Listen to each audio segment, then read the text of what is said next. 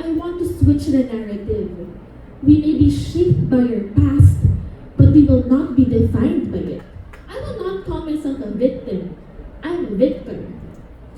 So after that, I wanted to understand what happened, ano bang nangyayari. I wanted to understand it kasi after many years, di ba, akala ko okay na tayo, naka-move forward na tayo. I started working in ABS-CBN Publishing as a writer.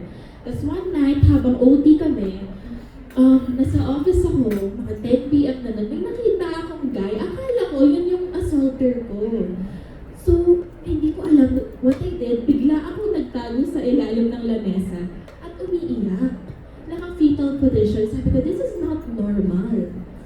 So, I went to therapy. And yung therapy, it really, really changed my life. As in, hindi po totoo yung kaartihan lang siya. Sobrang, sobrang, wow, what a, I'm so grateful God led me to my therapist. And then because of therapy, biglang nag-ignite yung passion ko na, alam nyo, I want to understand trauma more. I want to understand what's happening more. Maybe I should study. So I took a master's program in Ateneo on counseling psychology. So habang nag-therapy ako, I was attending class, and then, alam mo yung after ko mag-therapy, sobrang iyak ako ng iyak. Ang bigat ng pakiramdam ko. So, I talked to my professor, and I asked her, Ma'am, bakit po ganon?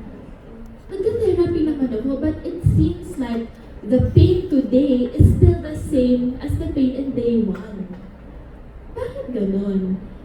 Is it okay if I share the 3 things I learned? Okay na po.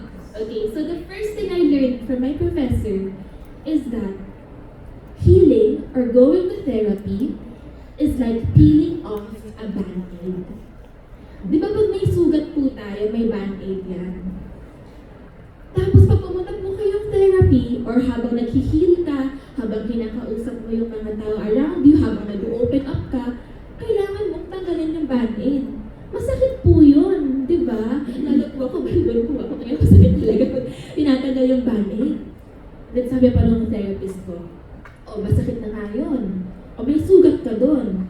Nag-therapy ka, nag-heal ka, masakit. Ngayon, you have to be a daughter. Or you have to be a student. You have to be a sister, a friend. You have to be a doctor, a parent. You have all these roles in your life.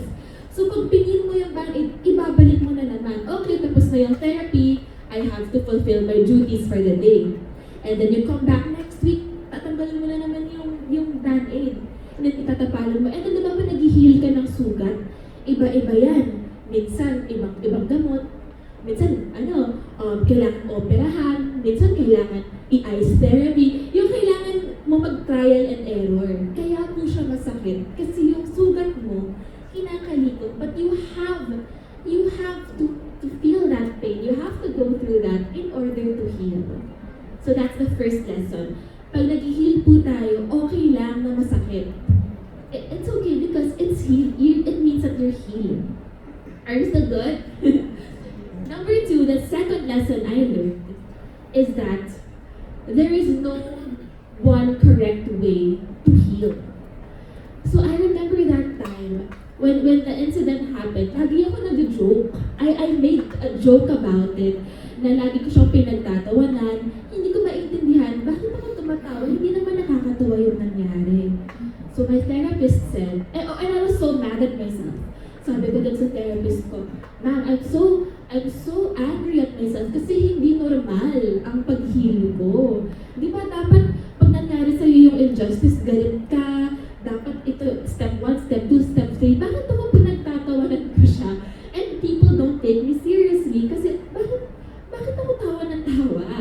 I don't understand. And then my therapist said, there's no one right way to heal. Yung pag-use mo ng humor, actually, that's your body's way of protecting you. Bakit?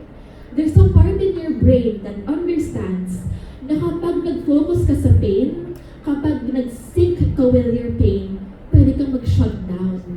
And alam ng body mo how traumatic that is. That is why you use humor to move forward.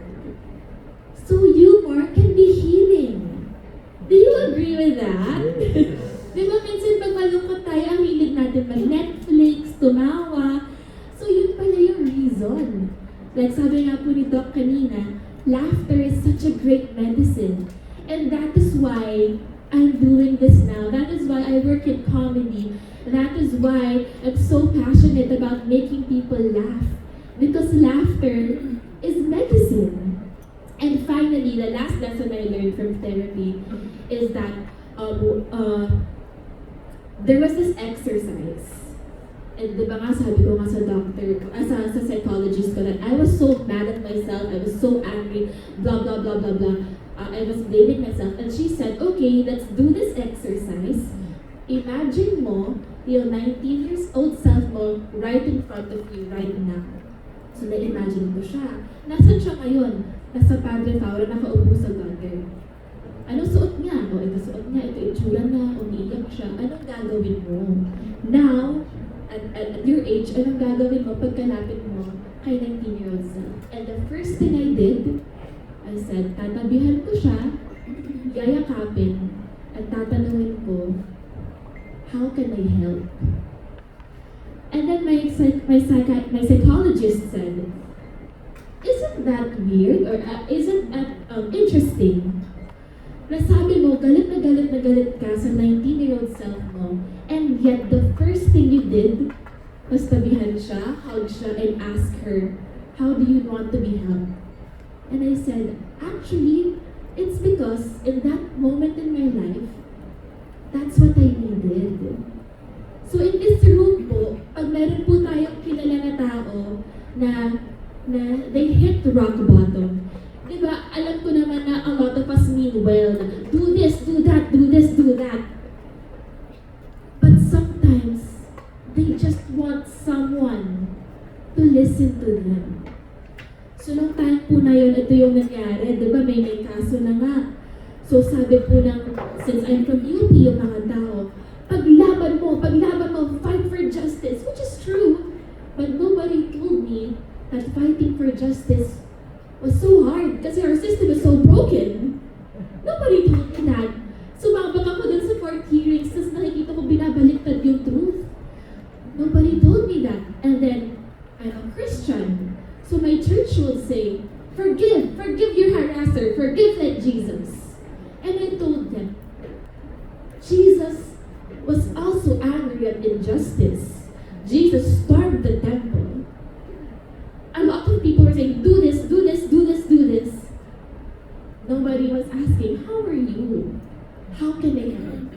So here I am po, in this room, saying that if you know someone in this position, I know they mean well, but sometimes we just need to ask, how can I help? How do you want to be helped? And as I end this, siguro on a light note, is that I'm so grateful that I have such a strong system. I am so grateful that I have my parents, I have my family. I'm so grateful your faith with God, diba? Because I was able to get out of that dark place. So, hindi siya end. You're not a victim. You're a victor. And when you have your why, kapag deep ang sense mo of your why, you can get out of that big deep hole and you can live a beautiful life of laughter. Thank you.